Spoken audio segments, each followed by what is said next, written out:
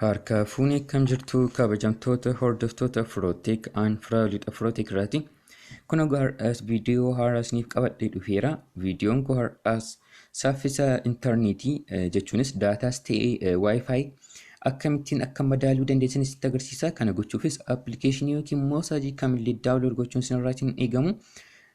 Tolee hordoftoota koo gara viidiyoo koo har'aatti otoo hin darbiitiin dura namoonni chaanaalii yuutuubii keenya sabiskiraayib hin goone sabiskiraayib gochuun mallattoo bilbilaa cinaa irratti argamu irratti al takka tuquutiin filannoo isiniif dhufu keessaatii ol kan jedhu irratti tuquutiin maatii keenya ta'aa isiniin jedha. Chaanaalii keenya Firootek irratti barnootawwan teeknooloojii akkasumas baacawwan gaggabaaboo gadhiisnu yerootiin akkasiin gahan gochuu ni dandeessu. Amma appilikeeshinii yookiin moosaajii tokko malee saffisa intarneetii yookiin jechuun Wi-Fi yookiin daataa ta'uu danda'a. Akkamittiin akka madaaluu dandeessan isinitti agarsiisa.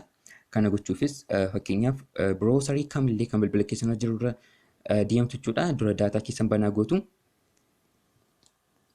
Erga daataa keessan banaa gootaniitiin booda gara biroosarii bilbila keessan yookiin immoo googilii bilbila keessan irratti argamu irraa deemuutiin wanta ani barreessu jechuudha. Fakkeenyaaf bakka sarchi baarii yookiin bakka sarchi godhan irratti bakka sarchi baar argintaniitiin booda wanta an barreessee sarchi godhu ilaaltu. Wanta an barreessu speed test point net jettanii sarchi gootu jechuudha. Sanaan booda saffisa intarneetii goo kan jedhu tuqxu yookiin immoo sarchi gootu jechuudha. Sanaan booda saffisa intarneetii keessanii yookiin daataa yookiin Wi-Fi ta'uu danda'a madaaluu dandeessu jechuudha. Kunooti haala kanaan isiniif speed test jedha. Kunooti kana fakkaata weebsaayitichi yeroo haala kanaatiin isiniif fidu saffisa intarneetii keessanii madaaluuf goo kan jedhu kanarratti al takkaa tuqxu. Sanaan booda eegdu jechuudha. Goo kan jedhu irratti al takkaa erga tuqxaniiti hanga inni madaalee xumurutti ni eegdu. Baay'een fudhatu baay'ee hin turu jechuudha. Kun amma madaalaa jira.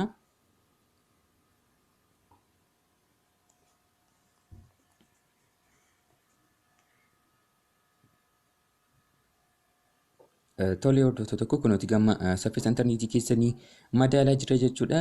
Saffisa intarneetii keessanii madaalee Wi-Fi's ta'uu daataa hanga saffisa isaa isiniif ka'a jechuudha.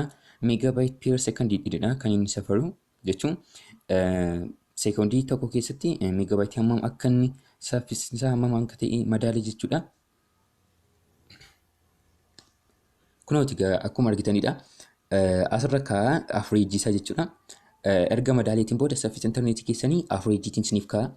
Amma saffisni intarneetii naannoon ani jiru 1.43 meegaabaayit per sekondiidha jechuudha. Meegaabaayit per sekondiidha 1.43 meegaabaayit per sekondiidha saffisni ani naannoo jiru qaqqabu jechuudha.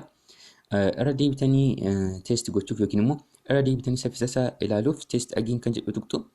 Sanaan booda irra deebi'ee ofuma isaa teest godhee isiniif ka'a jechuudha. Saffisa intarneetii Wi-Fi yookiin daataa naannoo keessan jiru kan isin konneektiitti godhataniitu jechuudha.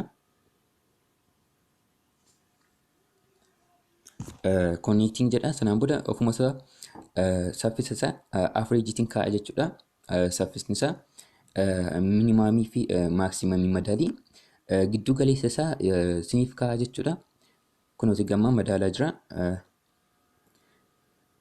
Asitti kan isin hubachuu qabdan saffisa intarneetii keessanii kan inni madaalu meegaabaayit per sekondiittidha. Kun amma madaalaa jira.